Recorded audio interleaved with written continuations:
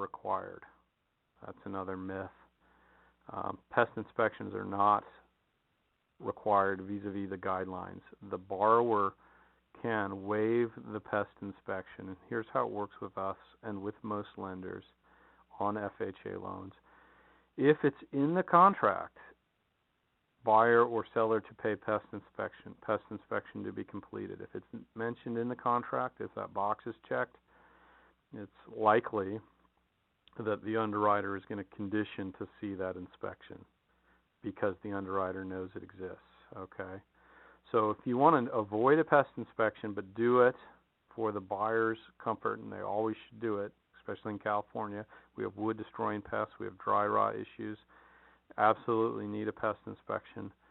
But if there's minor issues that might be shown as a level 1, the buyer can waive that inspection requirement by signing a waiver or disclosure requirement. If it's left out of the buyer-seller contract, the pest inspection does not need to be sent to the underwriter. So a lot of times with REOs where there's some concern about dry rot or the deck or something else, that's something to strategize with your buyer about how to get their offer accepted by not requiring a pest inspection in the contract and knowing that they're going to do it anyway before the appraisal contingency and inspection contingency expires, but they may not send it to the underwriter. So hope that makes sense.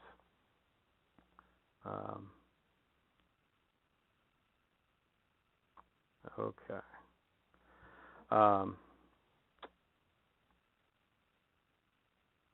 FHA requires so any questions on pests?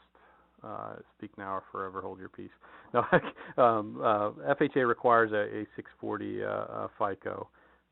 Most lenders did require or increase this back in September, October, November of last year. So the standard FHA products out there want a 640 credit score. We'll talk about that. You can get a loan at 500 to 640.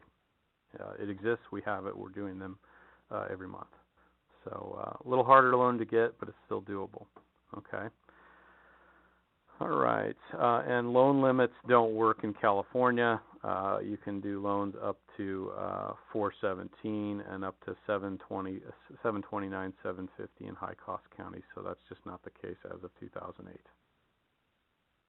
All right. Down payment and closing. So those are some of the myths. If you have any questions along the lines of those, type them in the chat log. But 3.5% of the purchase price as a down payment, cash from the borrower, as gift funds from a blood relative, family member, or as a down payment assistance or grant. Okay. Closing costs and prepaid taxes and insurance are separate, so their prepaids are not included in that. They buy a $100,000 house, and if they have $4,000 of closing costs, they're going to need to come in with 3.5% of the purchase price, $3,500 plus the $4,000 in closing costs over and above that 3.5%, which is why so many of these deals have down payment assistance or have seller credits or lender credits to provide for closing costs. Down payment assistance in California, there's two programs, and I'm not going to highlight them. I'm not going to get too far into these specific programs, but if you're working with a home buyer that is having trouble getting into contract because they're always asking for a seller credit, or if they don't have the 3.5% down, these two programs are something you might contact me about.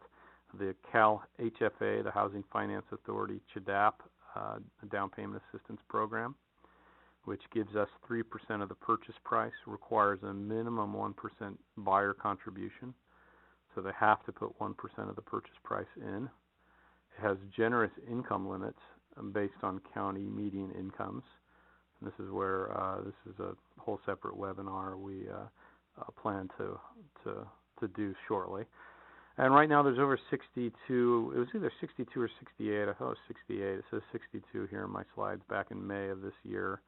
And so there's a significant amount of money available this year for these down payment assistance grants.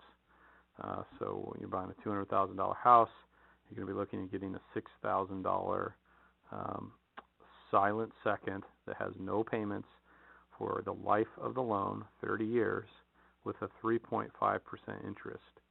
The loan's due when they sell the property, or at 30 years, they can begin making payments or pay off that loan. It's a great program. Just came back in September of 2010. A lot of realtors think it went away for good. And California Housing Finance Agency is a self-funded program. So they issue tax-advantaged mortgage bonds and essentially fund themselves, so they're not at the mercy of the state. They went away because the appetite for mortgage bonds went away. The second program is called the CHF Platinum Program. It's a 3% grant. If you live in the home for 5 years, you do not have to make payments or pay this back at all. It's 3% of the loan amount, and the rest of that 3.5% down must come from borrower's funds or gift funds. Generous income limits here in Sonoma County, $97,000 is the limit. Seller credits are allowed, same as on Cal HFA. There's no cap on the program, so there is, as far as I know, this is funded through the National Homebuyer Grant Program, and the CHF Platinum is California only. There's no cap on the program, and as far as the program being successful, it's been very successful. So if either of these two programs are foreign to you, send me an email at the end of the presentation. I'll make sure to send you some information, or at least make sure to make you aware of upcoming webinars about these two programs. So one thing, and I put a little highlight up in the upper right corner, if you talk to a lender and say, well, my guy wants the down payment assistance, some lenders don't have it. So they'll steer you away from it or give you all sorts of reasons why it wouldn't work for them. So just be careful. Don't ask questions about a program unless you're certain that they offer it. To offer Cal HFA, you must take an in-person class with one of the Sacramento-based trainers with the Housing Finance Agency and receive a certificate. You also must be a correspondent of the servicer, which means a lot of the big banks are not going to offer it because they have to release servicing on the loan to their competitor. So mortgage banks are usually the best way to go. So a little bit of, sorry about the soapbox there. So 6% interested party contribution. Okay, myths and mythology. What did go away was seller or builder funded down payment assistance. You can no longer have the builder provide the 3% down, 3.5% down. Okay, that went away. Okay, the only thing that the seller or builder or lender or agents can provide is to pay for the closing costs and prepaid. So that 3%, 3.5% down still needs to be either down payment assistance or grant or gift money or the borrower's own funds. Okay. There are some discussions, just to be aware, in Congress to raise down payment on FHA loans to 5%, and FHA has discussed lowering the interested party contribution limit to 3%. So just be aware that this is subject to change, so it's still a very big benefit to have this. Okay. FHA credit scores. Right now, the HUD minimum credit score is 500 when you put 10% down. It's 580 full financing at 3.5% down. Okay. Most lenders, as of fall of last year, overlay a credit score of 640. So if you hear FHA requires a 640 credit score, what they're really saying is that most loans require a 640 credit score. We have two loan programs that go lower. Cal HFA permits us an FHA score, a credit score on an FHA loan that they provide. We do, and they sort of provide the commitment to, if you will, at 620 FICO with 3.5% down, and is eligible for down payment assistance along with it.